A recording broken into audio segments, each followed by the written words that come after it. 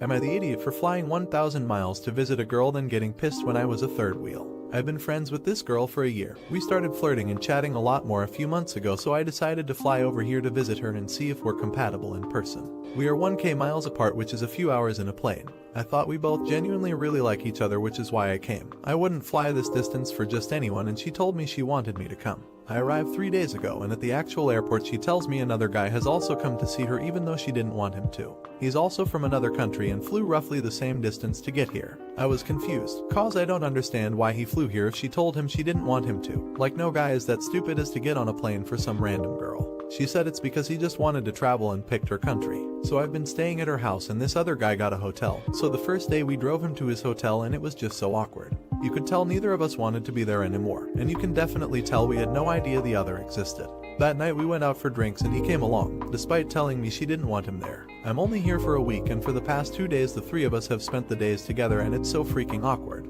I really like this girl and I want alone time with her. So today I told her I don't want to see him again, that this trip was meant to be just for us, and I'm feeling very awkward having another guy around who obviously wants to get in her pants. It's frustrating. She told me we're not exclusive, they're just friends like us, and she doesn't want to leave him alone all day. She specifically said her and I are just friends, so I can't get angry. She left me alone in her own house and went to his hotel for a few hours and came back literally half an hour ago. I don't know what they did. They could have had sex for all I know, saying now we could go out for dinner and drinks, just us. She had no problem telling me she stayed at his hotel and hung out with him there playing on her Switch. So clearly she 100% believes we're not exclusive and told me to chill the frick out or she couldn't be with me because I'm too overbearing already. I'm not trying to be, but this is a shitty situation, and in my eyes we were being flirty AF and I didn't know there was another guy coming. Like, why couldn't she just pick another week for him to come? Am I seriously an idiot in this situation for being a bit too full on and overbearing? I don't think I am, but because of what she told me I just want an outsider's opinion, and this sub has helped me before. Update. I got home a few days ago and wanted to give everyone an update. The rest of the week was pretty much the three of us again, except for one other night where we were alone. So essentially in a week we only had 2 nights out together. I slept in her house, so we spent nights alone anyway, but I mean going out alone without a third wheel. I decided to do what a lot of you were suggesting, and I confronted the other guy about WTF was going on. I guess something didn't feel right and my gut was telling me I should probably talk to him because I felt she was lying. So I went out on a walk to the shops and ended up at the guy's hotel and room. Straight up asked him what's going on. It was incredibly awkward, but we ended up having a good conversation about her, and he basically was told the same as I was. Except she lied and said I purposely told her I couldn't afford a room and she had to offer me her place. This isn't true. She offered me her place from the get-go and I never insinuated I wouldn't get a hotel room. She told him she liked him, was incredibly flirtatious with him too, and they actually took it much farther than we did. They had a lot of phone sex. He had her nudes. He didn't show me out of respect for her, and they cammed a lot. A lot more than she did with me. I felt heartbroken, still do, but I'm feeling better. On this trip alone they actually had sex when she was at his room. He confirmed it with a text she sent him when she left to go out with me. He does really like her. I'm not sure if she likes him back, but she did sleep with him, so maybe. She never did strike me as that type of person, yet here we are. I told him he could have her. So yeah, in essence, she lied a lot. She told me she really liked me, and told him she doesn't like me at all. Was incredibly flirty with both of us and led us both on. She told him she didn't want me at her house, yet totally invited me to stay there. She told me she didn't like him, he's just a friend visiting. But then turns out she's had a sexual relationship with him for months, and they even slept together while I was also there. It's poop. You're an idiot. It was pretty obvious, man. The second there was another guy there, I would have questioned him, then left immediately. You live and you learn. But this lady sounds like a real piece of work. Not an idiot. Dude, you're not stupid. Really. You wanted to assume the best about people, and that's a reflection of who you are as a person, that this is something you'd never imagine doing to someone else. It bit you in the ass this time, but in the long run, this trait will serve you well. Now, for the next story. Am I an idiot for telling my mom that she's the cause of all my brother's problems? I, female 33, have a sister, female 30, and a little brother, 17M. My mom, single mother, our parents divorced while she was pregnant with my brother, was a wonderful mother to both me and my sister. However, she switched up incredibly while raising my brother, so much to the point that I offered to raise my brother instead. So my brother, who is now a junior in high school, has self-esteem issues, especially related to how he looks, weighs. He was a chubby baby, and my mom used to say negative things to him all the time, which I guess kind of ruined his self-esteem. My sister and I always called him cute, handsome, etc., but obviously our mother's words had a bigger effect on him. To put it in perspective for you guys, he is 61. Underweight, objectively a good-looking kid, yet still finds himself ugly and, or fat. I, a 58 woman, weigh more than him and am at a healthy weight. Anyways, despite everything, he's still a cheerful and talkative kid who really does love our mother, and this makes me 10x angrier. Now onto the problem. I made a mess in the kitchen yesterday while doing a little baking and accidentally fell asleep on the couch due to exhaustion and forgot to clean up. My mom saw the mess and started screaming at my brother, and my brother said that he'd clean it up and that he was sorry. He basically admitted to doing something he didn't do, and when I found out, I immediately told my mom it was my fault, but she said that it was fine. I asked her to apologize to him, but she said that he was a man and that she doesn't need to. I got mad and told her that if she kept this up then her son would end up doing something drastic. She said that she wasn't doing anything, and I said something along the lines of, seriously, you're literally the cause of all his problems. I also called her a terrible mother. She got mad. She said, I didn't go through all this poop for my own daughter to take a boy's side of her own mother's. She made a lot of gender-based comments like, you're a girl, you should take my side, and he's a boy, he deserves it, etc. Then she went to her room and slept. Honestly, I'm just confused now. Also, while I don't regret standing up for my brother, I feel like maybe I shouldn't have blamed her for all his issues since it's a pretty big accusation, and she's obviously hurt. I'm thinking I should have been more mature. Plus, she wasn't a bad mother to me or my sister, so maybe that was uncalled for too. But yeah, am I the idiot for blaming my mother for all of my brother's problems? Update. First off, I'd like to say that after reading your replies, I think the reason why mom is horrible towards my brother is a mix of him looking like my dad and him being a boy. But I don't know for sure. Now for the update. A bit after I made the post, I went to talk to my brother who was in his room. He was fine, but when I asked him to tell me how he felt about, well, everything, he broke down. My heart broke into a million pieces. At that moment I knew that he couldn't stay with our mother anymore. So, I called my boyfriend of 5 years and asked him if my brother and I could move in for a bit. He has the space and my brother gets along with him, so he agreed. My mom didn't give a poop. She didn't even say goodbye to him. She asked me if I could stay but completely ignored my brother's presence. I tried my hardest to stay calm and not shout at her for it, but the way she was acting was so mean. According to my sister, my mother still makes mean comments about my brother even though he's not there, so staying calm is really hard right now. Anyways, I called my dad as well and basically told him everything.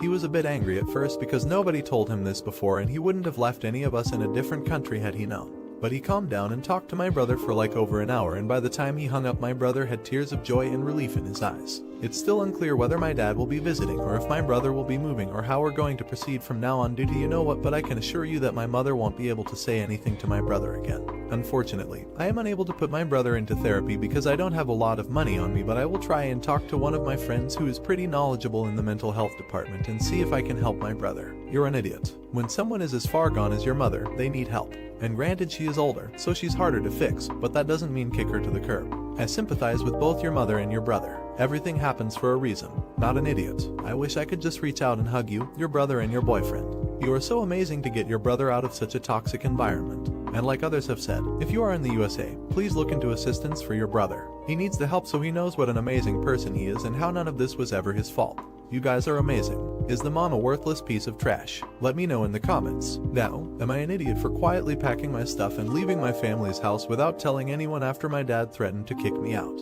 I, female 23, live at home. I am in grad school and work part-time plus intern at an office. I graduate in June and I've been applying to jobs as much as I can so I can finally move out. My sister, female 20, also lives at home but is doing school online and doesn't work. I try to help with chores around the house as much as possible, although it's difficult since I leave the house early in the morning and come home late at night. Last week, I came home and there were clean dishes in the dishwasher. I said I'm gonna take a quick shower then empty the dishwasher, and my dad went on a rant about how I'm useless and never help around the house and that my sister is always the one doing everything. I explained that I do help and that just because they haven't seen me help doesn't mean that I don't.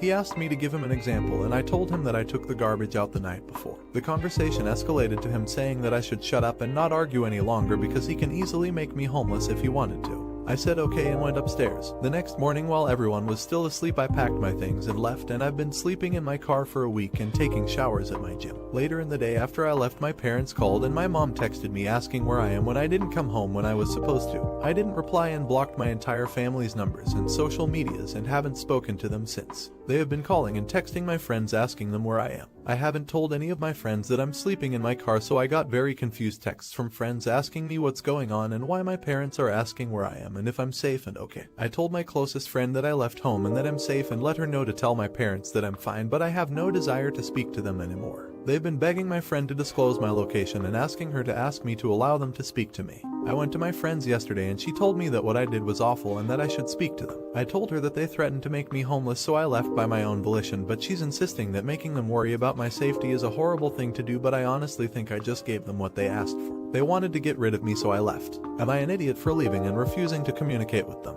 Edit. My mom was there when this happened and she was on my dad's side as well, so she's aware of the incident and knows that I was threatened to be made homeless. They also said that I was most likely never going to get a job and was going to stay at home forever, even though I have 2 jobs RN. Internship is unpaid though, and I'm actively looking for a full-time job, and yes, they've done this before. Update. A week after my first post, I ended up moving in with a friend who was kind enough to let me stay and pay a very small amount in rent in return. I also ended up talking to my parents, and my dad apologized for his behavior and promised to never make a threat like that again, which honestly came as a shock to me, but I'm glad things got resolved between us. I let them know that I am staying with a friend and paying a small amount in rent in the meantime, and that I am in the process of finding an apartment, and they suggested that I move back in with them for free until I find a job and a place, so I took their offer and moved back home and haven't had issues with them since moving back. I finished grad school and completed my internship, and 2 weeks ago I landed a full-time job in my field. I also found an apartment that's only a 5 minutes walk from my job. I start the job next week and I move into my new place 2 weeks from now. Not an idiot. I read your previous post and realize just how often Indian parents say this to their kids without actually meaning any of it. What they don't realize is that it affects the self-esteem of children heavily. It's such a toxic dynamic that has been so normalized that they don't even realize that they're saying something so detrimental to their child's mental health. Not an idiot. It's great when someone's cruelty bites them in the butt and they have to face the consequences of their actions and cruelty. You did a great job sticking up for yourself, and hopefully your parents will keep being better. Super proud of you for graduating, getting an amazing job, and moving to a new apartment.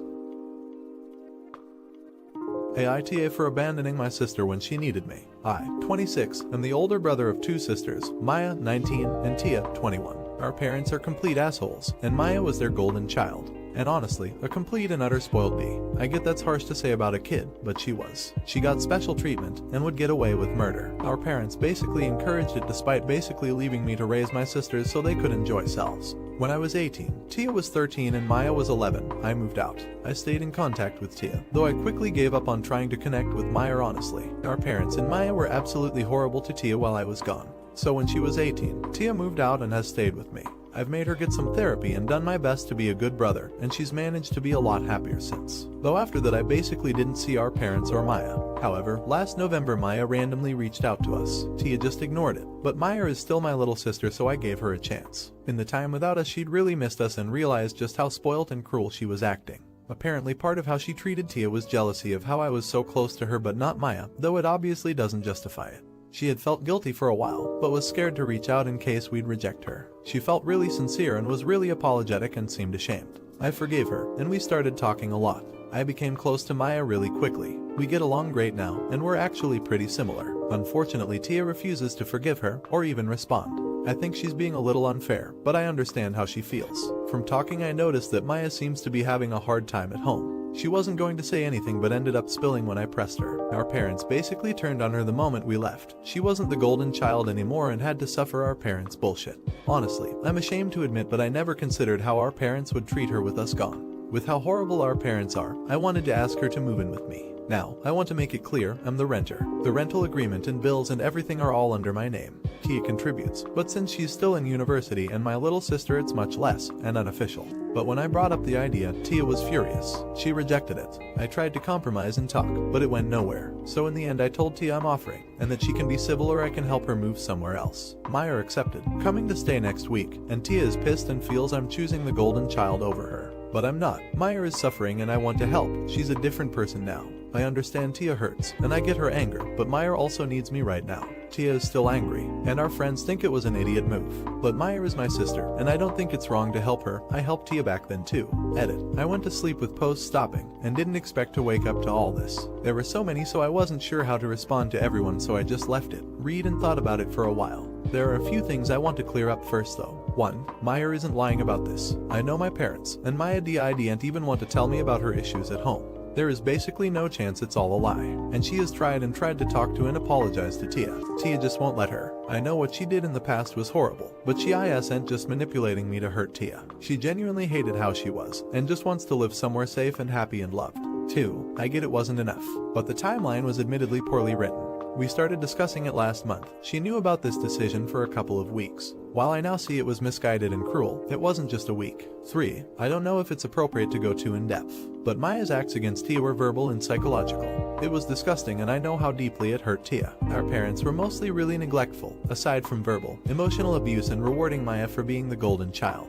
Being perfect and cruel meant she would get their love, which neither of us did. Thanks to everyone for their perspective. I didn't realize how naive I was in thinking this would work out. I'm going to try to see if some friends can take Maya in for now, and maybe if she can get her own place. I'm going to try to be there for both of them, and ask Tia to forgive me for being so short-sighted and stupid. I hope they can eventually work things out, but like people are saying, it might just be a stupid pipe dream. I think the best plan is to help get Maya a cheap flat or something nearby, and I'll help out where she needs it. Update. I posted last year, trying to help my golden child sister Maya, at the expense of my other sister Tia. I didn't expect so many responses or the hate I got, though I now realize how badly I fricked up. While I still think how people wrote about Maya was disgusting and unfair, how I treated Tia was cruel and ignorant. I was trying to help everyone and be practical, but I neglected to properly consider the emotional side. While unintentional, I was just ignoring Tia's pain and trauma. The responses were a wake-up call, and I realized I was just going to ruin everything. While it wasn't meant that way, it would just hurt Tia and ruin our relationship. I managed to convince some friends to let Maya stay with them and looked for a place. Currently, Tia still lives with me, while I found a cheap one-bedroom for Maya. It's been rough financially, but I managed to get everything my sisters need. A few sacrifices don't matter compared to them. Maya needed help adjusting and learning to be independent, so I did have to focus on her initially. And Tia absolutely hated me giving her any attention, so it was extremely difficult at first.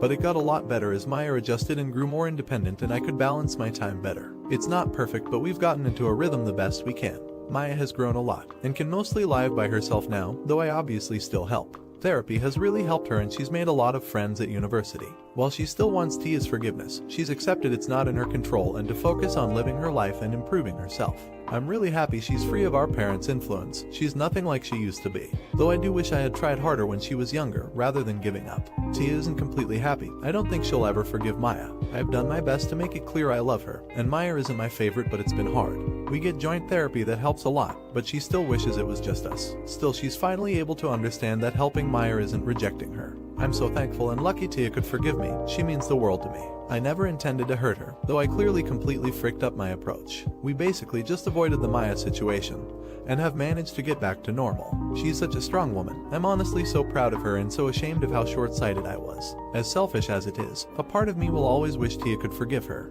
But I know that's impossible and selfish. I don't think Tia will ever fully accept that Maya is a part of my life. The most I'll get is Tia and Maya being in one building for my wedding. But honestly, that's enough for me. They're both victims of our parents, so I'm just glad they can both be happy and free. While it's not a fairy tale ending, everything is going well. I'm glad I posted and was able to fix my horrible mistake.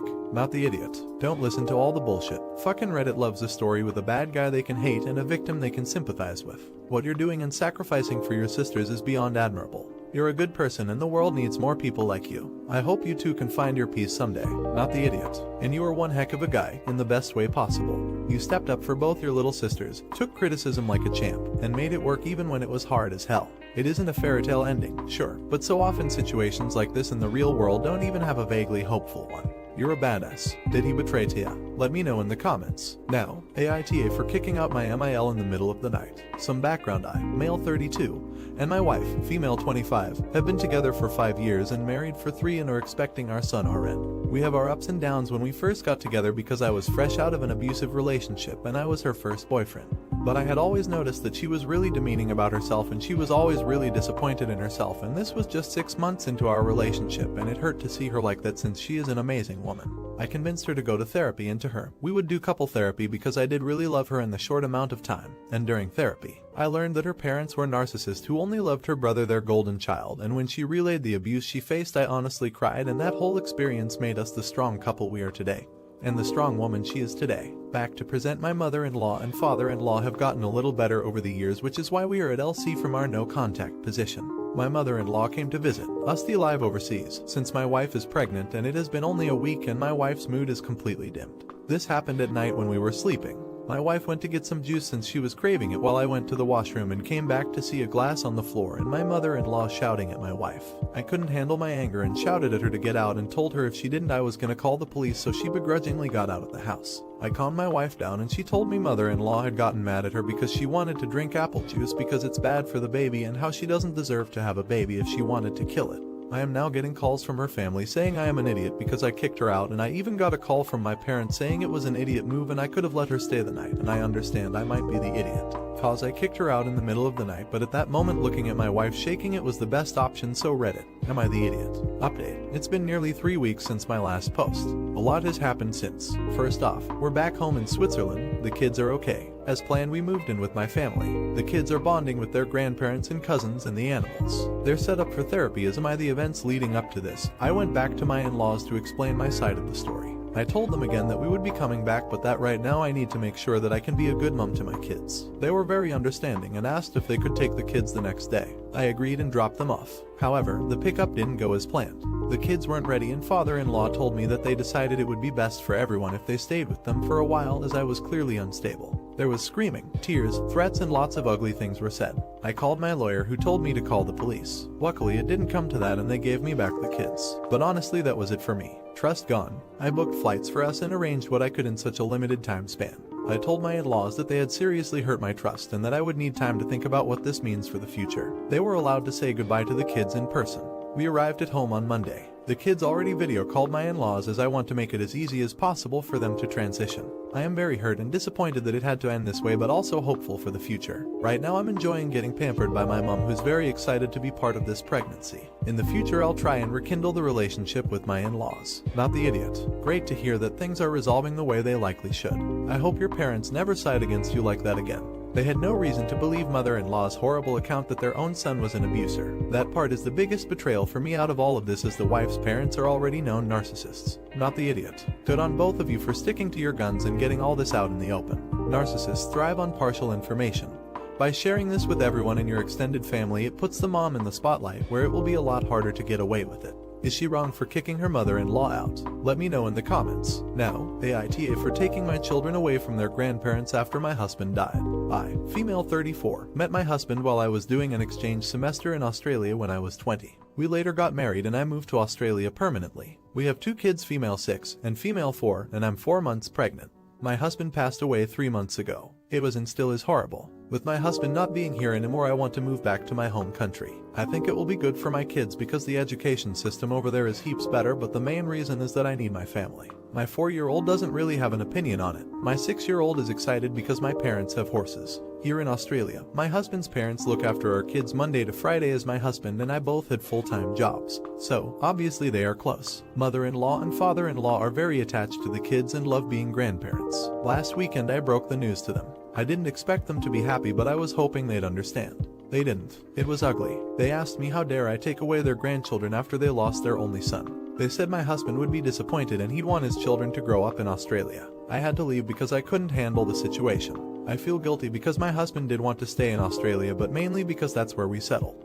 I don't think he'd be disappointed. I think he'd understand. But I feel so guilty but also angry. I feel like it was cruel of mother-in-law and father-in-law to say what they said. I plan to come back to Australia regularly because I don't want to deprive my children of their heritage, and it has become my home over the years. Basically, is it wrong to move back home? Update. It's been nearly 3 weeks since my last post. A lot has happened since. First off, we're back home in Switzerland. The kids are okay. As planned, we moved in with my family. The kids are bonding with their grandparents and cousins and the animals. They're set up for therapy as am I. The events leading up to this, I went back to my in-laws to explain my side of the story. I told them again that we would be coming back, but that right now I need to make sure that I can be a good mom to my kids. They were very understanding and asked if they could take the kids the next day. I agreed and dropped them off. However, the pickup didn't go as planned. The kids weren't ready and father-in-law told me that they decided it would be best for everyone if they stayed with them for a while, as I was clearly unstable. There was screaming, tears, threats, and lots of ugly things were said. I called my lawyer who told me to call the police. Luckily it didn't come to that and they gave me back the kids. But honestly that was it for me. Trust gone.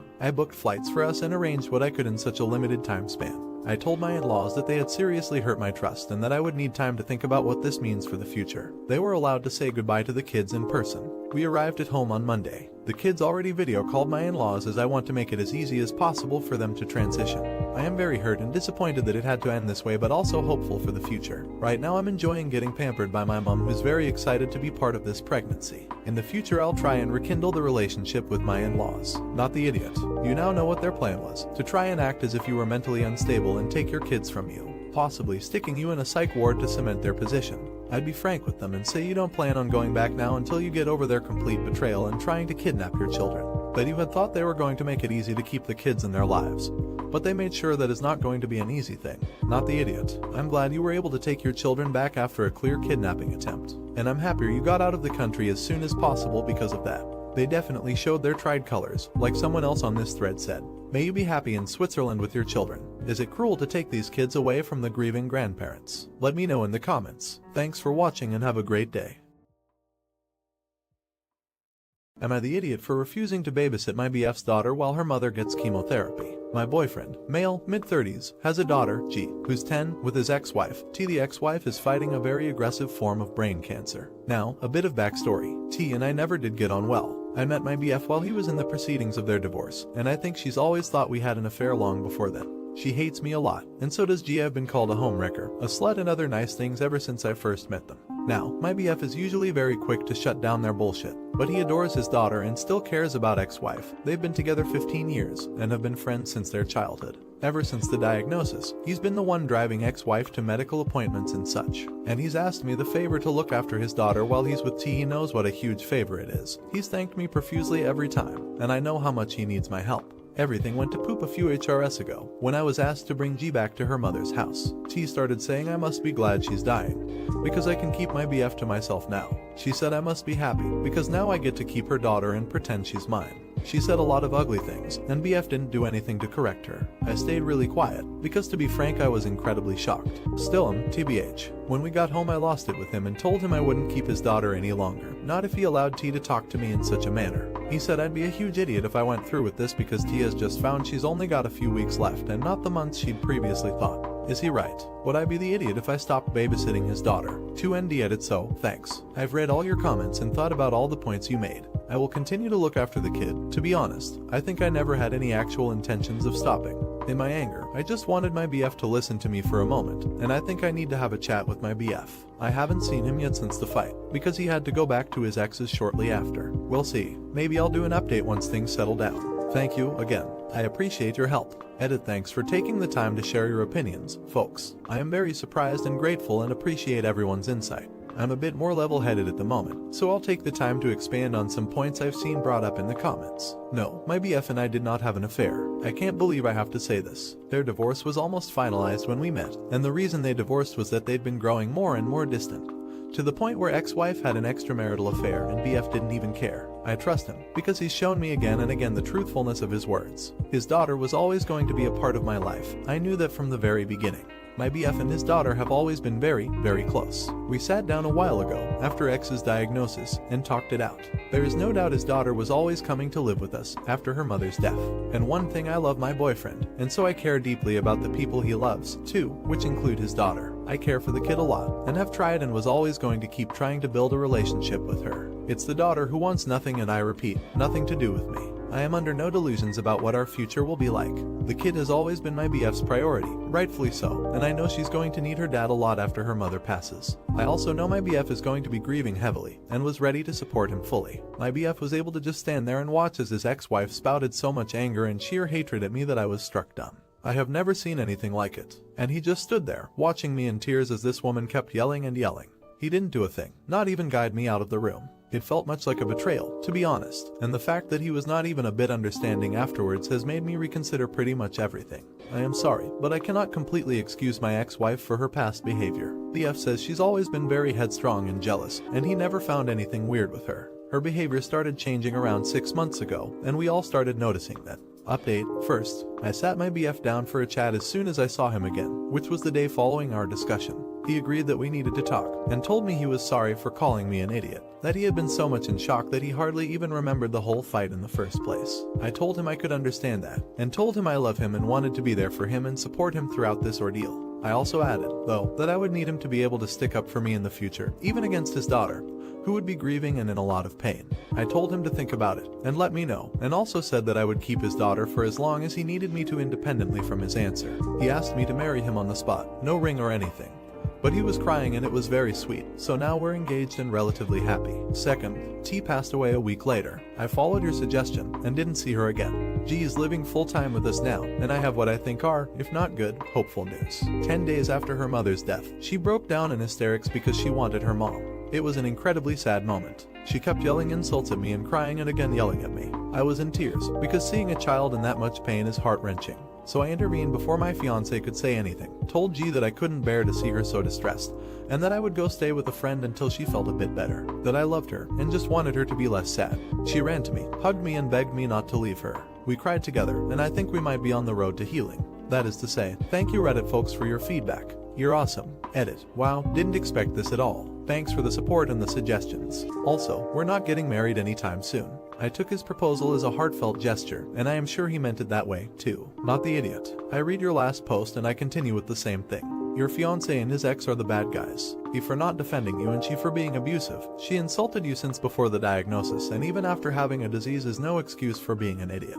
Not the idiot. I think you handled the situation as well as possible. G will always remember that you cared enough about her happiness to be willing to step aside if that's what she needed.